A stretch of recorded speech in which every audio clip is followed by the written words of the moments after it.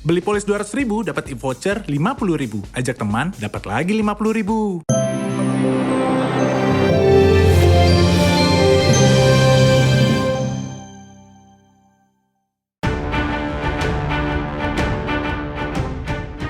Kemarahan Ayu Ting Ting terhadap Kartika Damayanti alias KD, haters yang membuli keluarganya seolah sudah sampai ke ubun-ubun.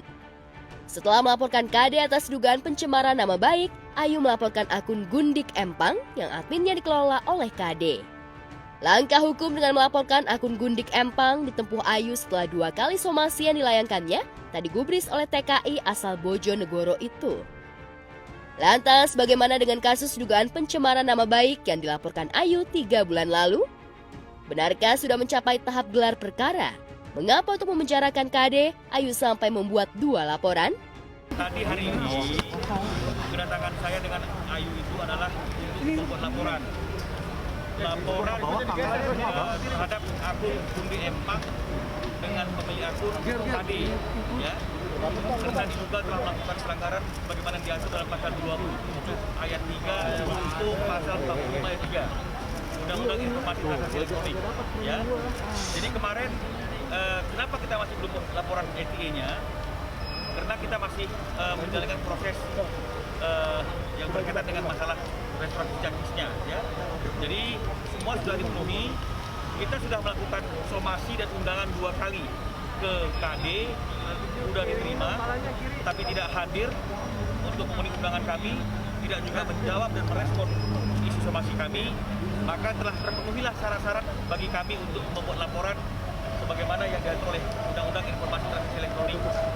Jadi tadi laporan kami sudah diterima oleh Polda Metro Jaya setelah tadi melakukan gelar perkara dengan cybercrime di Krimsus.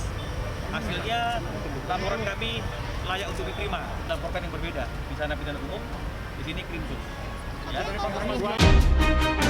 Usai melapor di Sentra Pelayanan Kepolisian Terpadu atau SPKT Polda Metro Jaya, Ayu dan Minola menjelaskan mereka tak akan mundur dalam memberikan efek jera kepada KD.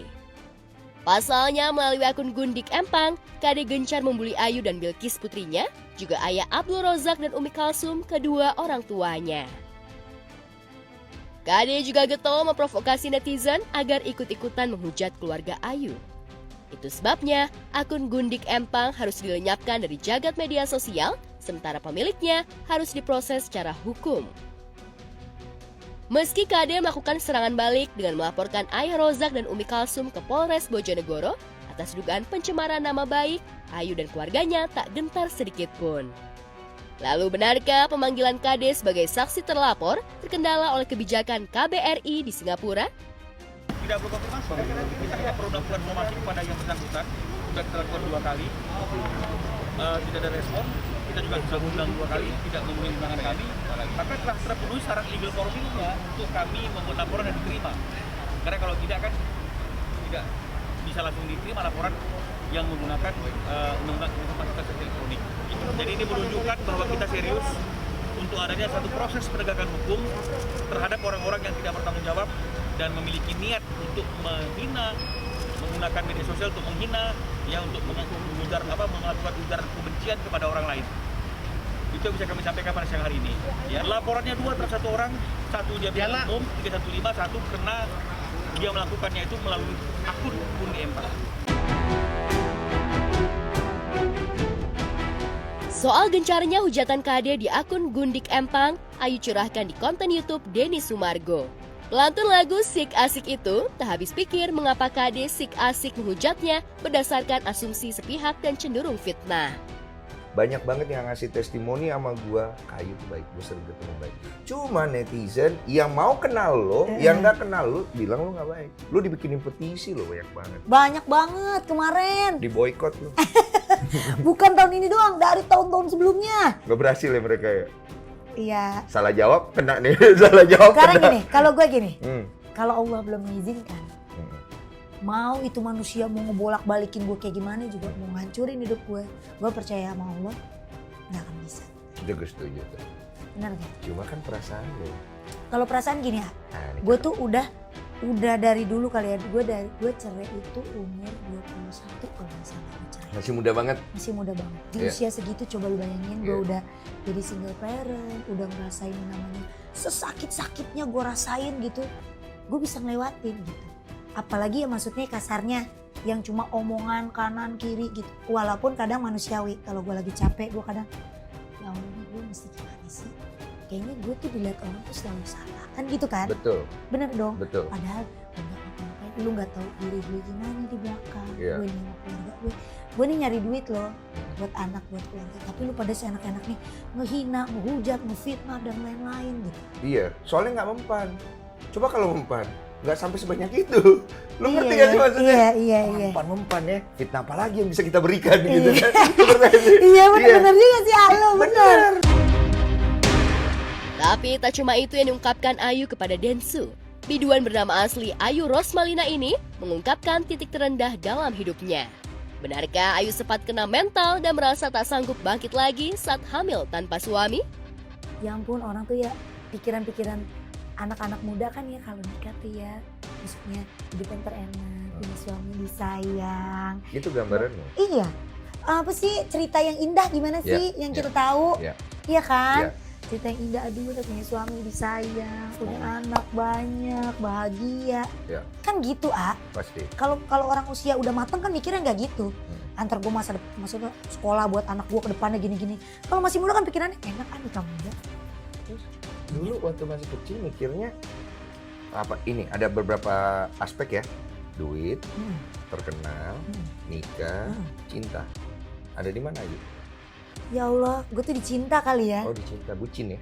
Iya, gue tuh tipenya kalau orang udah cinta gue tuh sampai bindeng banget suara gue. Iya. Oh berarti lu dicinta? gue tuh kalau udah maksudnya kalau udah cinta ya udah gitu. Sampai gue mikir Segalanya kau berikan. iya gue gak peduli deh karir gue gimana, ntar gue bahagia sama suami gue. Angan-angannya udah halunya udah terlalu tinggi.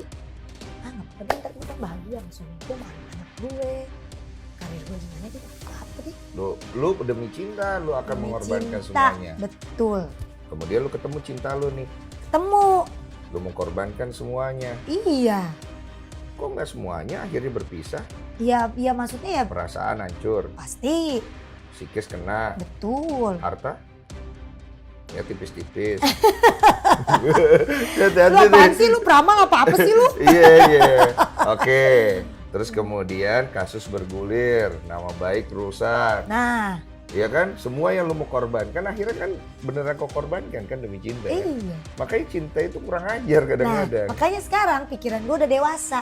Yuk, hidup nih, getok nih kepala gue nih, udah berapa. Yuk, hidup nih gak cuma makan cinta. Iya. Ya, lu pikirin materi, masa depan gue sama anak lu. Benar ternyata orang bilang, makan tuh cinta. Iya benar. Karena pernah gagal mempertahankan rumah tangga, Ayu sangat selektif dalam memilih calon suami.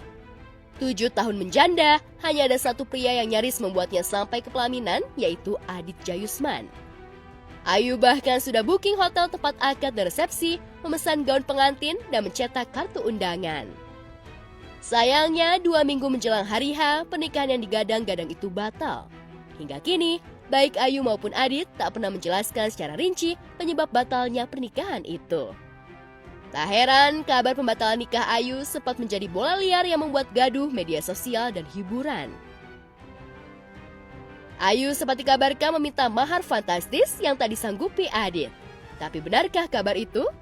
Kepada Densu, Ayu menceritakan alasan pembatalan nikahnya dengan Adit. Yang menarik, saat Densu menyindir apakah status sosial Adit berasal dari keluarga berduit, Ayu menggelang pasti. Ia tersenyum pahit seolah menggambarkan bahwa semasa pacaran, ia sudah berusaha menerima segala kekurangan sang calon mantan suami. Iya kan kemarin sempat maksudnya deket sama seseorang gitu kan, terus emang udah rencana nih, udah mau 100%. Oke. Mau nikah. Tapi orangnya udah kamu go public atau belum? Udah. Oh udah ya. Aku yang bodoh nih ya. Udah go public nih ya. Iya. Terus ini beneran nggak tahu. Gue nggak Oh, ngejebak. beneran nggak tahu. Gue seneng begitu kok nanya. Iya, Lebih iya, baik, iya. lebih baik kita nggak tahu, jangan pura-pura tahu. Iya. Terus kemudian? Udah, ya udah akhirnya ya mungkin emang belum jodoh juga. Oke. Gitu kan.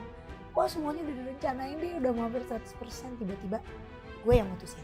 Tapi kok makin kesini kayaknya makin banyak cekcokan dan gue gak bisa nyatu. Dan gue juga harus mikirin masa depan gue dan anak gue terutama. Gitu. Seharusnya dari hal-hal kecil pun gue udah peka. Gitu. Tapi gue tetap bandel untuk nerobos terus. Cinta nih yang ngebawa lu lagi kan? Cinta pasti. Nah, kalau takdir bisa diubah, apa yang mau? Kalau takdir bisa diubah, apa yang mau diubah? Apa yang terjadi di belakang bisa diubah? Apa yang mau? Enggak sih ya, enggak ada. Karena gue bersyukur, yang paling gue syukuri adalah gue punya Bilkis. Dari semua perjalanan, Dari jatuh semua dan bangun perjalanan, itu. jatuh dan bangun. Dan mungkin kalau nggak ada masalah-masalah itu, gue nggak akan sekuat sekarang. Ya. Gitu, jadi nggak akan membuat gue lebih dewasa, lebih mateng, lebih berpikiran panjang, lebih apa ya, lebih pinter. Lebih bisa menerima diri lu utuh kalau istilah gue. Karena itu yang paling sulit dari kita manusia, untuk menerima segala hal di dalam hidup kita, apalagi kekurangan kita. Iya kan?